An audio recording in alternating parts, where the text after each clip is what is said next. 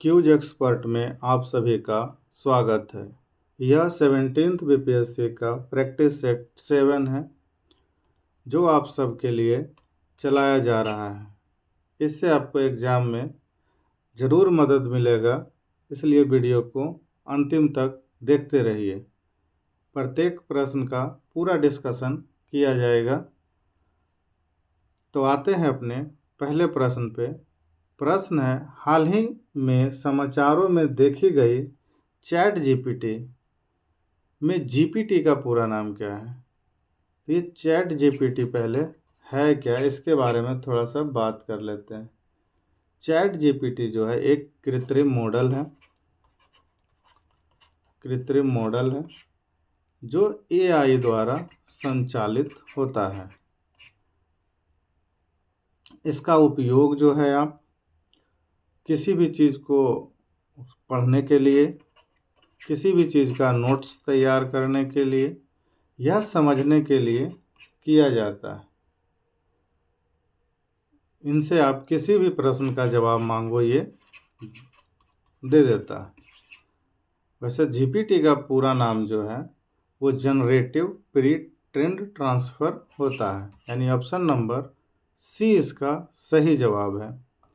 अगला प्रश्न है, बुलेट प्रूफ जैकेट बनाने के लिए उपयोग किए जाने वाला फाइबर क्या है? तो ये है केवलर।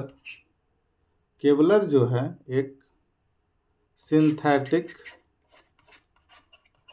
सामग्री है जो उच्च शक्ति और प्रभाव, गर्मी और रसायनों के प्रतिरोध के लिए जाना जाता है। इसे आर्मिड फाइबर भी कहते हैं। आते हैं अपने अगले प्रश्न पे कि फोटो इलेक्ट्रिक सेल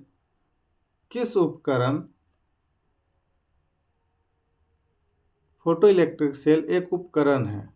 तो फोटो इलेक्ट्रिक सेल जो है वो प्रकाश ऊर्जा को विद्युत ऊर्जा में परिवर्तित करता है।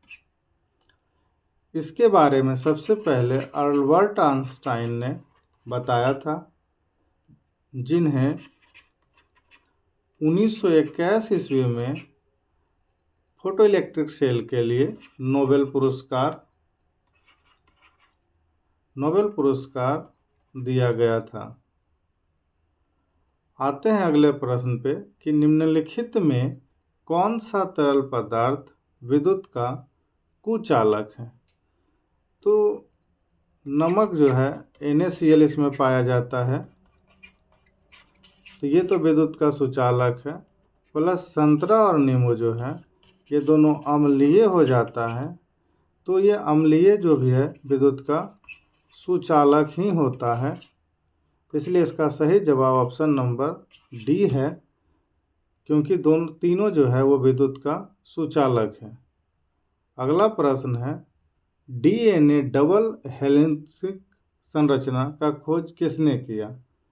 तो DNA डबल हेलिक्स का खोज जो है वो James Watson and Francis Crick ने किया था।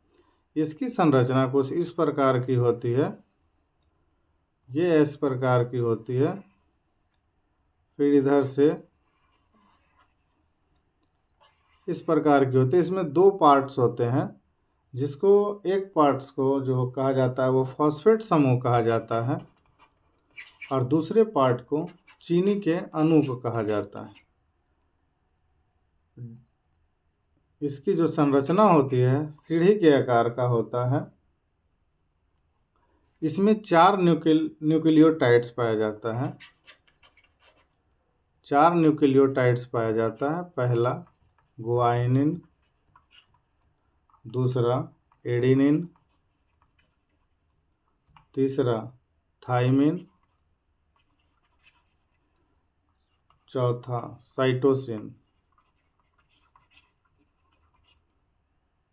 आते हैं अपने अगले प्रश्न पे कि ऐसी विद्युत धारा किसके द्वारा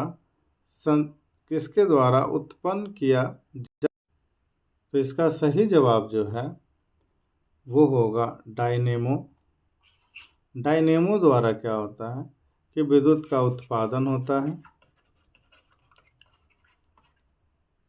बात कर लेते हैं चोक कॉइल का। तो चोक कॉइल एक प्रेरक है जिसका उपयोग जो है दिष्ट धारा की कम आवृत्ति को पार करते समय उच्च आवृत्ति के अवरुद्ध करने के लिए किया जाता है।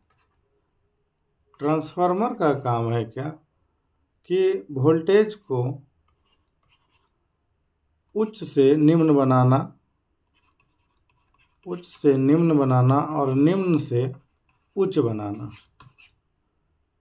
अगला प्रश्न है निम्नलिखित में कौन अभिक्रिया दर को धीमा करता है। तो उत्प्रेरक जितना भी है वो अभिक्रिया दर को बढ़ाता ही है, जैसे कि उत्प्रेरक प्रवर्तक है, ये भी रासायनिक अभिक्रिया दर को बढ़ाता है, सजातीय भी अभिक्रिया को बढ़ाने के ही काम में आता है। विषमांगी उत्प्रेरक विषम उत्प्रेरक गतिविधि बढ़ाने के लिए किया जाता है। ये अवरोधक है, अब नाम ही अवरोधक है तो रुकावट तो डालेगा ही, इसलिए एक यही उत्प्रेरक है जो कि उत्प्रेरक को अभिक्रिया की दर को कम करता है। अगला प्रश्न है कि भारतीय संविधान में राज्य की नीति निर्देशक सिद्धांतों की अवधारणा कहाँ से उधार लिया गया। इसका सही जवाब है आयरलैंड। आयरलैंड से नीति निर्देशक सिद्धांत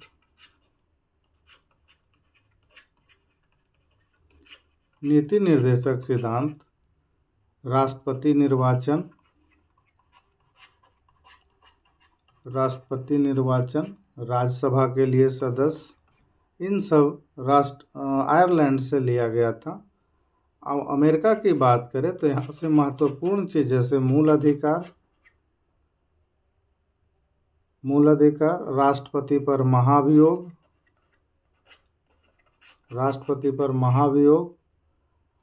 उपराष्ट्रपति का पद जो है, न्यायपालिका की स्वतंत्रता जो है, सब यहीं से लिया गया है। बात करें फ्रांस का तो फ्रांस से सबसे महत्वपूर्ण चीज़ जो है वो प्रस्तावना में स्वतंत्रता, समता और बंधुता का आदर्श लिया गया है। ब्रिटेन की बात करें तो यहाँ से संसदीय प्रणाली, विधि का शासन, द्विसदनवाद, एकल नागरिकता, मंत्रिमंडल और संसदीय विशेषाधिकार जो कि है यहाँ से लिया गया था, इसलिए इसका आंसर जो है सी होगा, आयरलैंड। अगला प्रश्न है सिक्किम भारत संघ का पूर्ण राज्य कब बन गया।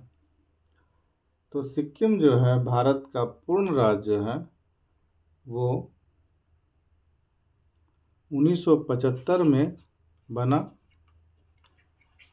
इसकी प्रक्रिया ये रही कि 1974 में इन्होंने भारत से जुड़ने का इच्छा जताया।